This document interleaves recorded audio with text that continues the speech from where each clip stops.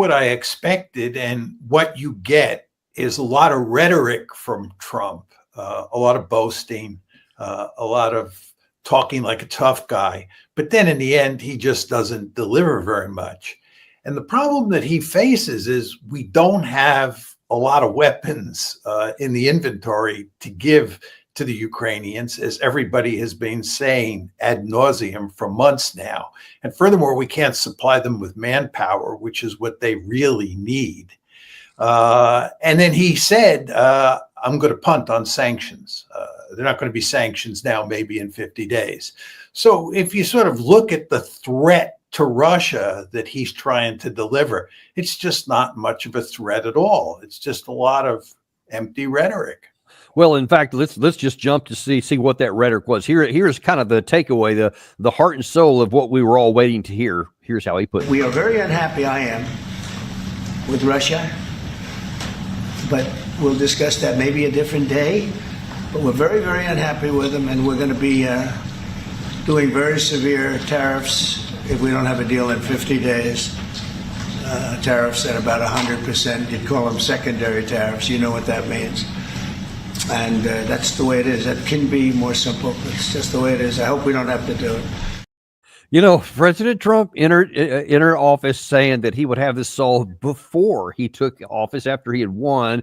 And then you had Keith Kellogg saying, well, 100 days, we'll have it done in 100 days. And then it was in April, we are days away from walking away from this. And then it turned out about a couple of months later, it was, well, about 2 weeks, I think we'll know. And now it's 50 days. What do you make of all these timeframes that Trump keeps giving? Well, it's obvious they don't know what they're doing. I mean, they've made all these promises, they've never delivered, and here we are again. And the question you have to ask yourself is, where are we going to be in 50 days? Is the situation going to improve on the battlefield for the Ukrainians over the next 50 days? The answer is no, it's going to deteriorate. Are weapons all of a sudden going to magically appear in the cupboard for us to pull out and give to the Ukrainians? No, that's not going to happen either. And this whole talk about, secondary sanctions, all sorts of experts have said that secondary sanctions just doesn't make any sense at all. They're not going to work. The fact is that Trump has no leverage, and he's going to be as bad off in 50 days as he is today. And let's look at those secondary sanctions for anybody in the audience who might understand.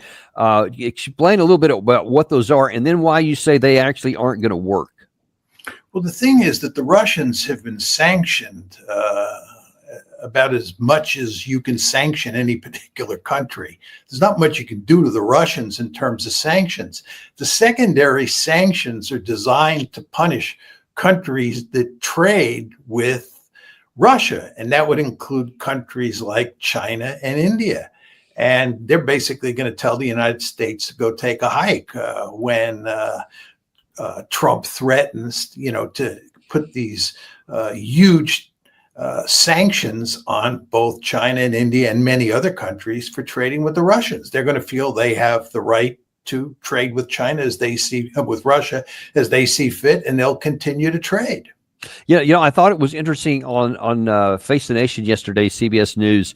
You had Lindsey Graham and Senator Blumenthal were interviewed on there, and one of the really kind of provocative things that Lindsey Graham said, I know he's the big rhetoric, no power dude, but anyway, he specifically on that, he says we are going to have these huge secondary tariffs on China, India, and Brazil. Obviously, the core members of the BRICS team. So my first question to you is, you kind of answered part of it right there. What would those countries do? Would they have to make a decision? Because that's what Lindsey Graham said. This would force them to decide if you want to do business with America or if you want to do business with someone else. Doesn't this run the risk of making other people around the world, other countries, think, you know what, maybe we better go with the BRICS because that seems a little more stable? Well, there's no question that all sorts of countries are interested in putting as much distance as possible between them and the United States. And given American policy on things like tariffs and sanctions, and even starting wars, this is fully understandable.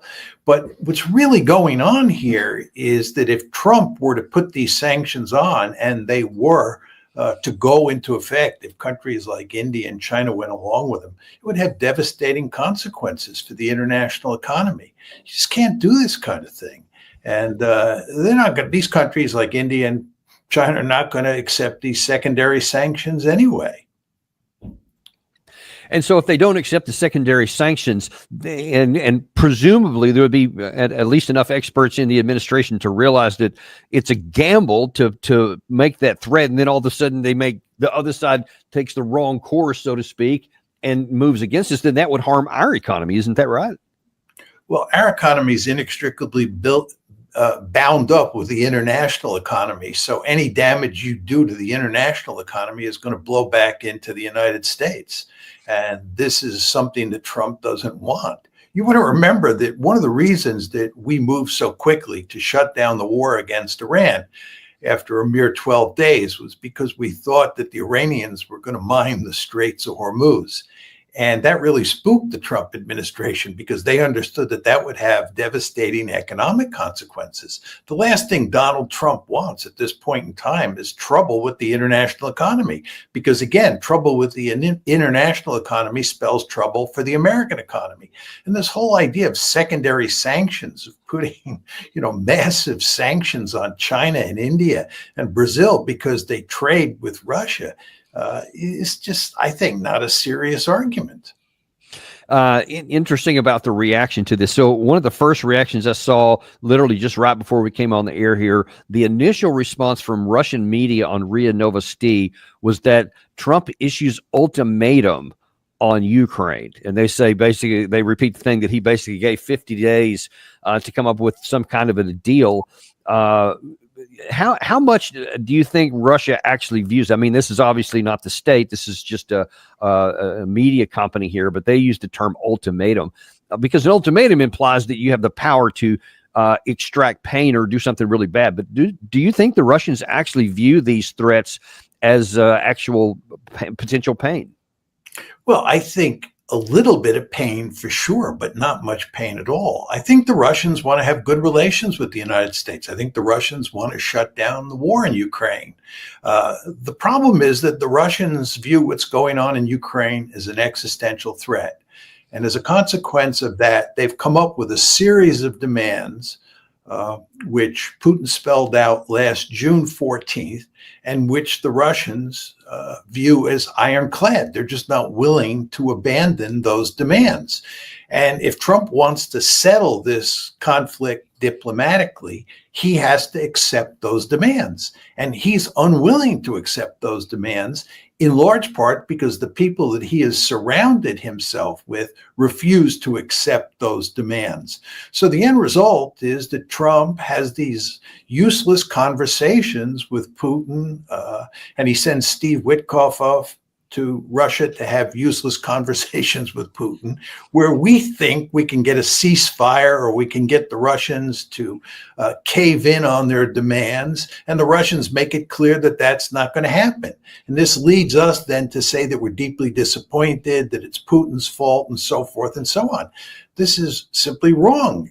Putin has a set of demands. You either accept them or you don't accept them. And again, the Trump administration refuses to accept Putin's demands. And the end result is we are where we are. And, I found it interesting, puzzling, embarrassing, maybe is a better term, that one of the things that was asked of President Trump in the question and answer period after he'd made his comments here from one of the reporters in the room was that, do you think that this is going to actually force Putin into a peace deal? Watch this. Could this transaction with NATO be viewed as a step towards achieving peace, letting Putin know that now Zelensky has a little bit more powerful tools in his tool chest, and maybe that brings him to the table to achieve peace? So I know that you wanted to do that. Brian, that's what we've been saying. I think you might have expressed it better if you wanted to. I'm just trying exactly what was a summary. That was a nice summary. I think he's done better than us. This line here that, I think this is going to force Putin into come to the table for a peace on terms that we want. This was voiced all last week in Europe by Ursula von der Leyen and several other European leaders, Keir Starmer, et cetera, on this so-called rebuild conference that was held in Rome. And I just don't understand the logic behind it. And one of two things is at play, and I'd like your view on which it is. Either there is profound incapacity that they actually believe what they're saying, that they think that if we give a few more air defense missiles or a few more long-range missiles from Germany, from Tauruses or something, that could change the dynamic. And then all of a sudden, from a position of weakness, Putin would go, oh, darn, I guess I better go ahead and do what you guys want. Or is it that they don't actually believe that at all, but they're fine just continuing on with the war? Which do you think it is, or is it something different? Well, what's going on here, just to unpack what you said a bit more, is that the Russians are winning on the battlefield. Almost everybody agrees with that point right now. Right? So they're winning. So the question is, how can Trump, given the decision he's just made, change that situation? What sorts of weaponry are we going to give to the Ukrainians? How are they going to use it? How are we going to shift the balance of power on the battlefield between the Ukrainians on one side and the Russians on the other side? And nobody ever says anything about that. They just talk about giving the Ukrainians weaponry as if this were some sort of magical solution. Well, maybe it is a magical solution, but if it is a magical solution, somebody has to tell us in considerable detail how this actually works. And of course, that never happens, because the fact is we don't have the weaponry to give to the Ukrainians to solve the problem. There is no military solution here. So all you have here is this empty rhetoric. And your question, of course, is, don't these people understand that? And at this point, I find it almost impossible to answer that question, because it would seem to me, after all these months, that the Trump administration would fully understand what's going on here and act accordingly. But the Trump administration is now beginning to talk more and more the way the Europeans and the Ukrainians talk, which is in a remarkably foolish way. Again, if you can't spell out to us, to people like you and me, how we rectify the situation by giving more weapons to the Ukrainians, or giving them more economic assistance, or giving them better strategic advice or better intelligence, if you can't tell a story there, this is all like tilting after windmills. It's just hard to believe. But as you and I both know, this is basically what American foreign policy has been all about for quite a while now. Tilting at windmills. Wow, that's unfortunately very accurate. That, I think the latest example of that in the United States is the news last week that the president has decided to give an additional benefit to the Ukraine side. So they're going to up from $300 million in 2025 from the Trump administration to a whopping $500 million additional support for Ukraine in the next the bill that they're trying to get passed here, the next budget bill. And I'm just, I haven't seen anyone in the West write about this and supporting the president, and it just puzzles me. We gave a $61 billion package in May of 2024 under the Biden administration, and we saw it made, not only did it not make a difference on the battlefield, actually, and there's probably a number of reasons why, but the losses on the Ukraine side expanded after that bill was passed and it went into effect. Their losses started piling up even higher in terms of territory lost and casualties suffered. But now then, this is $500 million that they're talking about putting. Why does anyone think that that's even noticed on the battlefield? I have no idea. I just can't give you an answer for that. It just makes no sense to me at all. And yet here we are. We keep going down this path. Let's move on to the one of the other important issues. Yeah, sorry about that. Let's go into one of the other important issues here. You referenced it a second ago, and that is how much ammunition we have. So he didn't actually answer the question, because the all the information out last week was that there was all these internal audits done by the Pentagon that said, hey, we don't have enough ammunition. We can't give any more, especially of the interceptor missiles and 155 millimeter artillery shells. So we put a pause on them. Then all of a sudden, yeah, we'll just take the pause off. And she asked him, about that. Well, he didn't answer that. Yeah, well, we actually do have it to give away. He just said, yeah, there was an audit. And then I don't know what he meant by they voted on it. I wasn't clear in context even what that meant, but maybe you know. I have no idea. I don't understand what this pause was all about. I don't understand fully who's responsible for the pause, what it meant, and so forth and so on. I mean, for a while, everybody was blaming Elbridge Colby. Then they were blaming Pete Hegseth. And then the whole question came up of whether Trump knew or not. And his answers there were remarkably opaque. All of this is to say, I can't tell, what the pause was all about, who was responsible for it. But in the final analysis, Danny, it doesn't matter. You remember they had an earlier pause. These pauses last a short period of time. Then we go back to business as usual, and we continue to fund the Ukrainians. So I think the whole matter of pauses just doesn't matter very much. I want to take a look at some of those because I think that's a much bigger issue than Trump is willing to acknowledge, but we need to acknowledge it.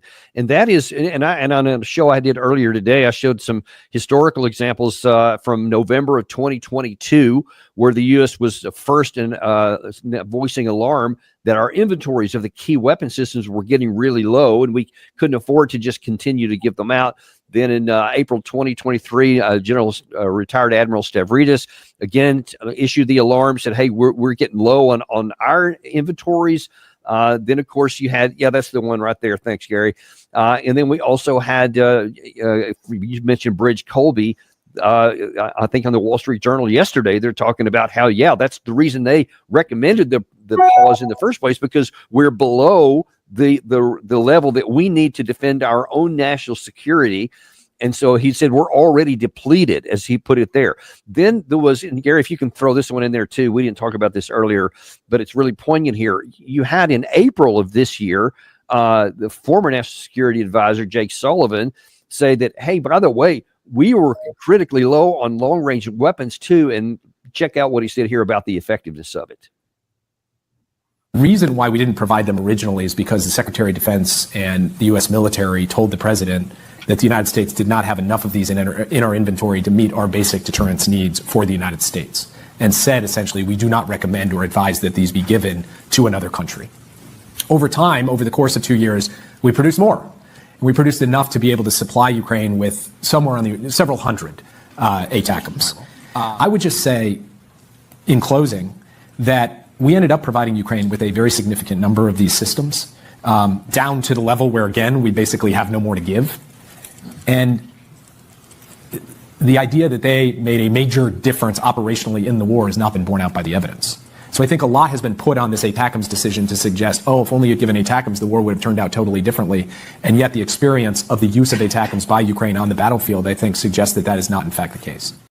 And now you can throw Taurus into that and Storm Shadows from the UK, and there's the interceptor missiles. And you see already that Russia has their capacity to put air objects in the air on a nightly basis are just massive, that overwhelms anything that has. So a handful more interceptor missiles simply isn't going to make any difference, but it will make a difference in the depletion acceleration of our own inventory. What do you think about that dynamic? I agree. I mean, the ATACMS were long heralded as the magic weapon. And the idea was that once we gave the Ukrainians ATACMS, that would fundamentally influence events on the battlefield. That didn't happen at all. The fact is we had limited ATACMS back then to give the Ukrainians, and that remains the case today. And by the way, Danny, the Germans have just announced that they're not going to give Taurus missiles to the Ukrainians. Not that I think they would matter much anyway. Again, there's no magical weapon here or set of weapons that you can give to the Ukrainians that are going to change what's happening in the war. The Russians are on a roll. The Russians are going to win. And there's nothing that we in the West can do to alter that reality. Yeah, and then you get to that word again, reality, because there's some people that don't seem to be treading in it. And here is President Trump talking about how other people were fooled by Putin, but not him. I speak to him a lot about getting this thing done. And I always hang up and say, well, that was a nice phone call. And then missiles are launched into Kiev or some other city. And I said, it's strange. And after that happens 3 or 4 times, you say, the talk doesn't mean anything. My conversations with him are always very pleasant. I say, isn't that a very lovely conversation? And then the missiles go off that night. I don't want to say he's an assassin, but he's a tough guy. It's been proven over the years. He's fooled a lot of people. He fooled Bush. He fooled a lot of people. He fooled Clinton, Bush, Obama, Biden. He didn't fool me. But what I do say is that at a certain point, ultimately talk doesn't talk. It's got to be action. And I'm almost speechless there myself. I mean, what do you think of that? Has he been fooled? No, I think the key point here, Danny, is that Trump fooled himself, right? Putin didn't fool him. Putin has been a straight shooter on this issue from the get-go, especially with regard to Trump. You don't have to like Putin's position, his bargaining position, but it's been perfectly clear from the beginning. What Trump did was fool himself into thinking that he could get Putin to change his terms of a settlement. And he has these various conversations with Putin that he says are nice and pleasant conversations. But who cares whether he has nice or pleasant conversations with Putin? The key issue here is what does he think of Putin's terms, and is he going to accept them or not? And this is what I assume they talk about to some extent in their conversations. I would imagine that Putin has told him what the bottom line is from a Russian perspective. But Trump doesn't seem to understand this. And this is why this charade has gone on for months and months. And we are where we are at today. Trump fooled himself. Yeah, and I think that's going to be borne out in the next soundbite we have from that same conversation, because as I play this, refer back to the phone call, the last one that took place between the two. I think there's been 5 or 6 even since he took office. So there's been plenty of opportunity here directly from Putin on what he thinks. But on July 3rd, for sure, Trump is reported, according to the readouts on both sides, to have asked Russia again for an unconditional ceasefire. And according to the, actually, again, both sides, the Russians in particular were very detailed in their readout, is that Putin said, we're not going to stop ceasefire. We're until we get the core issues solved. Only then are we going to stop, and we are not going to budge on these. So he, again, to your point, totally told him straight up front what he did, but apparently he did it very politely. But he said, we're not going to budge on this. And then in light of that, you have Trump then saying that he thought we were going to have this solved 4 times. I felt that we had a deal about 4 times. And I thought we should have had a deal done a long time ago.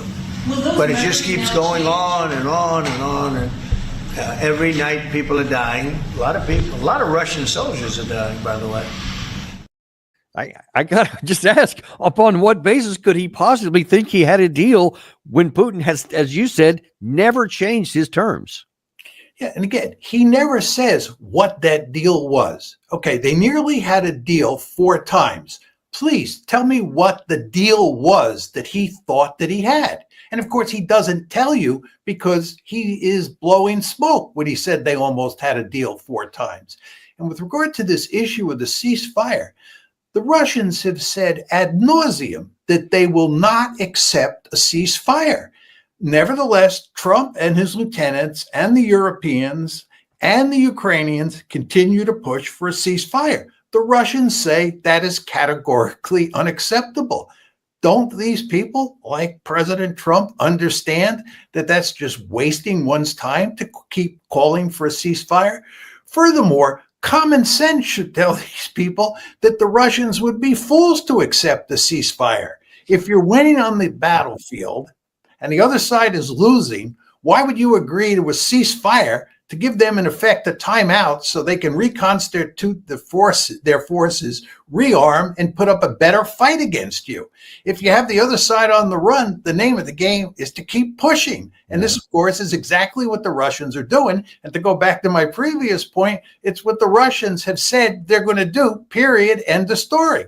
But nevertheless, we continue to push for a ceasefire. And this is probably what President Trump means when he said they almost had a deal 4 times. He probably convinced himself the Russians were going to accept his proposal for a ceasefire, when in fact they were never going to accept that. And so what do you think that the Russians are going to do with this information now? They have been given this, what Ria Novosti called an ultimatum of 50 days, or there's going to be sanctions. What I would think, and tell me what if you agree or disagree or expand on it, that the Kremlin's probably going today like, that's it. That's all you're going to see, 50 days, and it's going to be where it is right now, because I don't think there's any difference. So how do you see the Kremlin reacting to this? I think they're just going to continue to do what they're doing. They're just going to continue to push forward and win on the battlefield. I mean, I think the Russians clearly understand there's really no possibility for a negotiated settlement at this point in time, unless Trump does a 180-degree turn, and there's no evidence that's going to happen. So I think if you're the Russians, you just continue to soldier on and try to wrap this up as quickly as possible. And of course, at the same time, if you're smart, you talk in a diplomatic way toward both the Americans, the Europeans, and the world community. You want to make it look like you are reasonable. And I'm talking about the Russians here. They don't want to fly off the handle and use hot rhetoric. They want to use diplomatic rhetoric, make it look like the United States and the Europeans and the Ukrainians are the unreasonable actors in this situation, not them. So I don't expect to see much change in Russian behavior.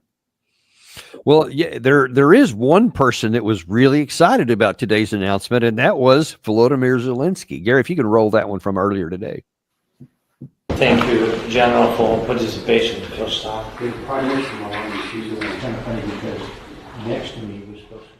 We had very good conversation with General just now, and thank you, General, for coming.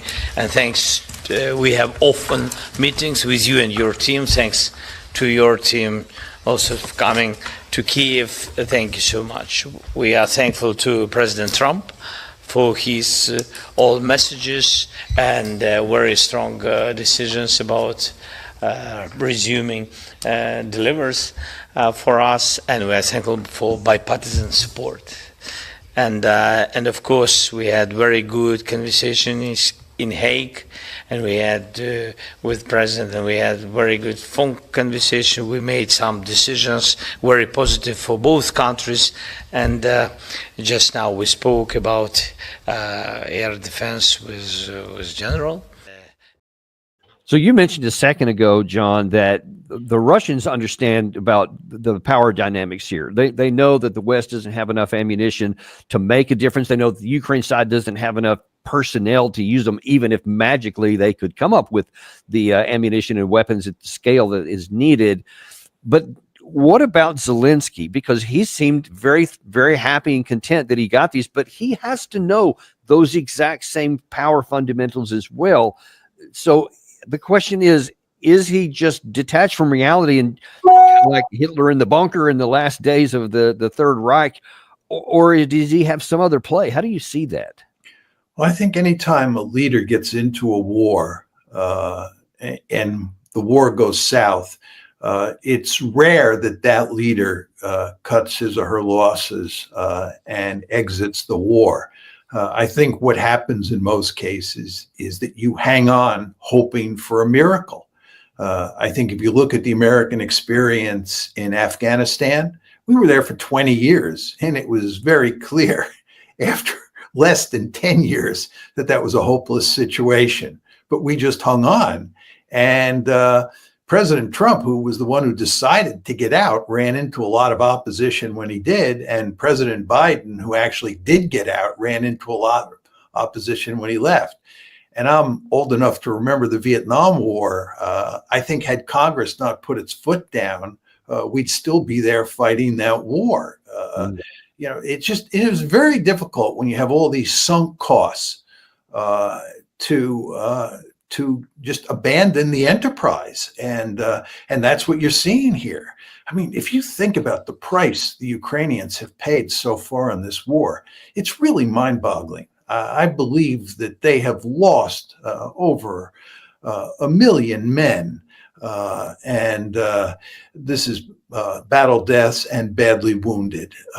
And all that's going to happen now is they're going to lose more people, and they're going to lose more territory, as you and I have talked about on numerous occasions. It behooves the Ukrainians to cut a deal here. But the leadership just doesn't think in those terms. They want to hang on. They're hoping for a miracle. And now that, the Americans are getting re-involved, or Donald Trump is acting like Joe Biden II, they're beginning to think that maybe they will get that miracle. But as you and I know, they're not going to get the miracle. Yeah, and I'd like your view on that, since you broached that subject, because during this press conference here today, or this question and answer period, Trump did mention that again, and he said, "Hey, this is Biden's war. It would have never happened if I'd have been in office, and now I've got to deal with it or so." But with this action here, I mean, can he make that claim anymore? Because it seems to me like it would have already been the case, but now it's like, you own it now. You can't be blaming any more on Biden on this one.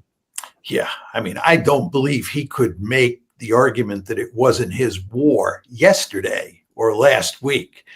I think once he walked into the White House and made it clear that he wasn't going to shut down the Biden pipeline, it was his war. But certainly now it's his war. I don't think that Trump understands here, or in the case of Iran, that once you jump into one of these wars, it becomes your war, and it's exceedingly difficult to get out. I mean, Biden, to his credit, went to enormous lengths not to get into a war in Iran. The Israelis tried to bait us into a war against Iran in 2024 on 2 separate occasions. And the Biden administration smartly did not take the bite, or take the bait, rather. What's happened here with Trump, and this goes back to the 12-day war, is he took the bait, and on June 22nd, he jumped in. So we're now committed to that war against Iran. And I think Trump thought it was a one and done. I think he just thought he'd go in there, we'd pound the Iranians on June 22nd, and that would be the end of the story. But I don't think that's the way that one's going to end.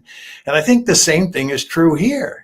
He's jumped in with both feet now. You could argue he was only in with one foot as of yesterday, but he's in with both feet now. And if anything, right, there's no end in sight here. Does he really believe that this one's going to end in 50 days? In 50 days, he's going to give Putin an ultimatum. Putin is going to throw up his hands. He's going to surrender. We're going to have a deal. It's going to be a deal that's favorable to the United States, and we live happily ever after. You really think that's going to happen? I don't think that's going to happen. I think this war is going to go on, and I think the Russians are eventually going to win it. And when they win it, we're going to be in a poisonous political environment afterwards. We're going to have a frozen conflict where both sides loathe each other, where both sides go to great lengths to undermine each other's position, the Russians undermining our position in the West, and we trying to undermine his position inside those territories he's conquered in Ukraine. And then there are all sorts of other potential flashpoints in Eastern Europe that are superimposed on this conflict.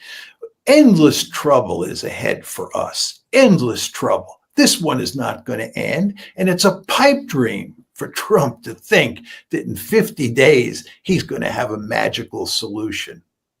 Do you have any sense as to why 50? Where did that number come from? who knows? I mean, with him, as you know, he just pulls these numbers out of his. Right. His aides may not have even known. Maybe it's a pretty fair question.